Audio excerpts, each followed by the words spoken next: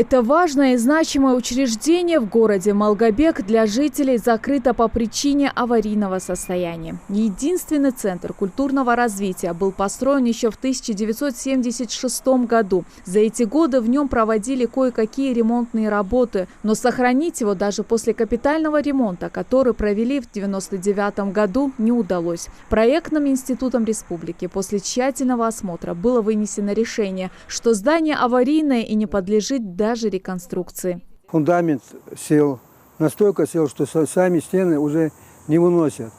Особенно это крыло, левое крыло этого здания, оно отходит. Ежегодно отходит. Блоки, они прижаты, блоки, и окна не открываются на втором этаже. Поэтому было решено, чтобы людей отсюда выселить, потому что никто за них не отвечал. МЧС там проверяли, выхода не было.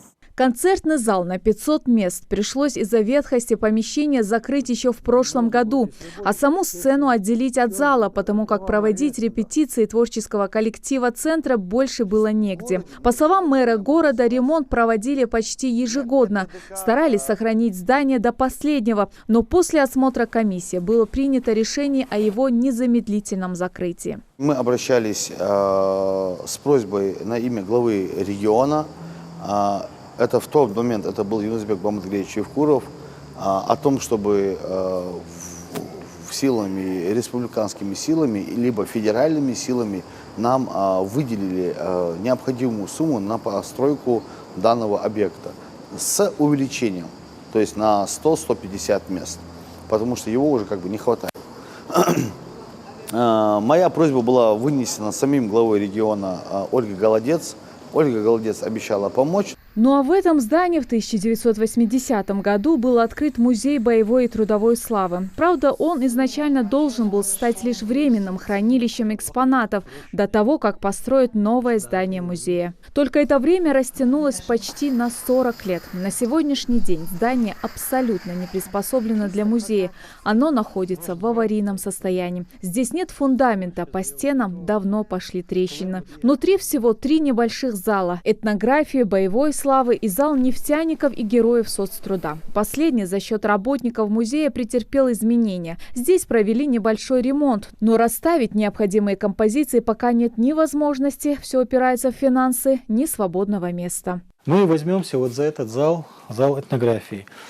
Он, вот как вы сами видите, в таком состоянии, в плачевном, вот эти вот старые, вот эти деревяшки, отбитые все стены, старые стенды, еще допотопные.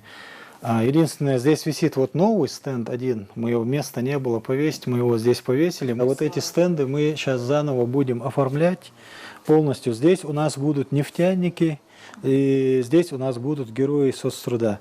Но вся трудовая слава нашего города, скажем так, мы будем размещать именно в этой комнате. Хотя я даже уже заранее знаю, что все, что у нас есть, разместить у нас все равно не получится. А в этой крохотной комнате расположился весь коллектив музея. Если говорить о хранилище, то все документы и артефакты находятся в сыром помещении, на стульях, на полу и полуразвалившихся полках, без соблюдения необходимого температурного режима. Вот это наше хранилище. Но здесь должен быть свой температурный режим, здесь много чего должно быть. Здесь должны быть такие матовые окна, чтобы здесь вечно вот темнота и одна температура всегда стояла. Но это помещение абсолютно не приспособлено для этого. Во-первых, оно в страшно аварийном состоянии. Вот вы видите трещины, все. Эти комнаты когда-то были приделаны, поэтому здесь вот эти вот трещины, они, конструкция вот этих комнат не является капитальной. Министерство культуры нашей республики мы ходатайствовали о том, что муниципальное образование готово выделить более, так скажем, яркое место. Это в центре города. Это на территории сквера Малгобекского. Там есть определенная территория, которую нам обещали отдать нашу собственность муниципальную, а мы взамен, конечно же, хотели там построить музей. То есть мы готовы отвести сегодня территорию, мы готовы предоставить территорию, даже пусть она будет то же самое, что и здесь в парке. Но нам необходим музей, нам необходим большой, красивый музей, где будет вся история нашего города, вся история наших героев.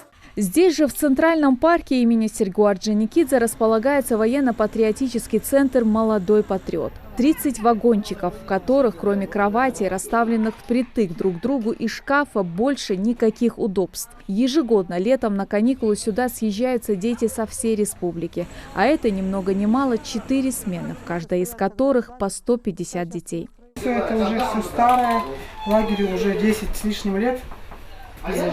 Но основная проблема, как я говорю, это то, что в жаркий день очень душно, потому что это ДСП, это такой материал. А зимой, даже не зимой, а уже сентябрь, все уже тут находиться практически невозможно. Нам бы хотелось, чтобы наши детки могли круглый год. Тем более территория позволяет для строительства отдельного герметичного здания, которое бы соответствовало всем санитарным условиям. Здесь же свою вахту несут и юноармейцы, которые, к слову, являются членами главного штаба и отвечают за все движение юнармии в СКФО. За участие и награды в различных мероприятиях Министерством обороны России ребятам подарен передвижной полевой лагерь на 150 человек. Но установить его на территории центра не представляется возможным из-за нехватки места. А вот в этом актовом зале в прошлом году своими силами поменяли пол. Если говорить о пищеблоке, то здесь также провели ремонт. Но даже несмотря на это, помещение все же требует рук мастеров. Вы даже сами, на взгляд, видите, что вся эта картина была бы очень красивой и полной, если бы здесь стояли такие разноцветные стулья, я так думаю, да, со спиночками такие красивенькие, и столы. Вот мое желание вот на данный момент вот только такое. Раньше центр находился в подведомстве Комитета по делам молодежи и только с февраля текущего года передан под юрисдикцию Министерства образования Республики. За эти несколько месяцев Минобром уже предприняты шаги, направленные на решение многолетней проблемы. Чтобы организовывать все мероприятия, принимать гостей, проводить разные мероприятия северокавказского значения, всероссийского значения, нам нужна база. Поэтому рассматривались два варианта. Были направлены письма в адрес заместителя председателя правительства и в адрес главы о том, чтобы мы предлагали разместить, построить здание на территории данного центра, где располагается сегодня юнармия, потому что территория позволяет. По поводу того, что бюджета, которого не было у движения юнармии, да, для проведения мероприятий, для выезда детей, а мы знаем, что они очень много работают над этим, необходимо было финансирование. До сих пор они использовали небюджетные средства, и Минобразование внесло в республиканский бюджет именно статью под расходы на мероприятия, которые проводятся движением юнармии. Это более где-то 1 200 000 рублей. Такие проблемы не новые и для республиканской спортивной школы «Ангушт». Условия непригодны для проживания спортсменов. Стены выложены в один кирпичный ряд. В комнатах, кроме кроватей, больше невозможно ничего разместить из-за нехватки места.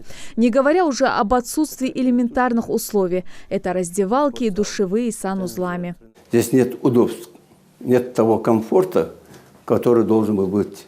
Ну, умывальники, душевая, значит, санузел и так далее. Дети, все условия на улице находятся. Душевой, на улице, все. Но это немножко неправильно, потому что спортсмены должны готовиться, должны учиться, должны тренироваться. В общем, им надо создавать по максимуму условия. Покрасить и зашпаклевать своими силами в школе всегда готовы, но это, тем не менее, не решает саму проблему. Именно из этой школы выпустились такие именитые футболисты, как Магомед Аздоев, Магомед Башир Горбаков и многие другие. Несмотря на не самые лучшие условия, воспитанники школы завоевывают множество медалей и кубков на различных турнирах. Я считаю, что нам необходимо построить свое здание с соответствующими условиями, потому что так не может продолжаться. Да, мы можем, это лучше, чем ничего, не более того. Я еще раз повторяю, что мы рады, что наконец-то обратили внимание на эту школу. Руководство нашей школы беспокойно. Это очень радует. Поэтому я, пользуясь случаем, хочу сказать, что нам надо в первую очередь построить здания, жилые помещения, где можно было нормально жить нашим спортсменам. И они этого заслуживают. Когда ждать перемен? Вопрос пока остается без ответа. Но работники учреждения надеются, что на их многолетние проблемы все же обратят внимание. Светлана Томова, Асхаб Белакиев, Адам Далаков. Новости 24.